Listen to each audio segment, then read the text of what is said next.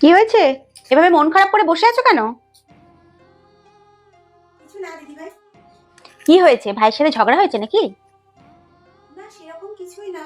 আমি না কি করব কিছু বুঝে উঠতে পারছি না। আমার কোনো কাজেই তো মা খুশি হচ্ছে না।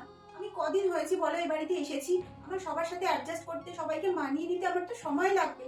আমি যাই করছি মা তাতেই রাগ করে আছে। আমার না ভালো লাগছে না। আমি কি করব বলো তো? কি করলে সবাই খুব খুশি হবে? সবাই আমাকে নিয়ে প্রশংসা করবে। কি করতে হবে আমাকে তুমি বলো তো দিদি ভাই? ও, এই ব্যাপার। হুম। আমি 10 বছরে কোনোদিন এদের মন জয় করতে পারলাম না, আর তুমি দুদিন এসে এবারে সবার মন জয় করবে ভাবলে কি করে? সংসারে সবার মন জয় করা না চারটিখানি কথা নয়। এই সংসারের জন্য আমি কম কিছু করেছি? নিজের পড়াশোনা ছেড়েছি, চাকরি ছেড়েছি, সকাল্লা ছেড়েছি, তাতেও এদের মন পাওয়া যায় না। এদের জন্য যতই করো ততই তুমি খারাপ হয়ে থাকবে।